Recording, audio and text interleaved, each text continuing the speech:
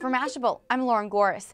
Google is punishing itself and taking the search shine off Chrome for the next 60 days. This move follows reports, the first of which by Search Engine Land, that say the company was part of a campaign that essentially paid bloggers for links that would bolster Chrome's page rank. And since that violates Google's own quality guidelines, the Washington Post says this news is pretty embarrassing. In response, Google's web spam head, Matt Cutts, posted on Google+, even though the intent of the campaign was to get people to watch videos not linked to Google, and even though we only found a single sponsored post that actually linked to Google's Chrome page and passed PageRank, that's still a violation of our quality guidelines. And now, simply Google the word browser and you'll see Chrome is no longer in its number 2 spot.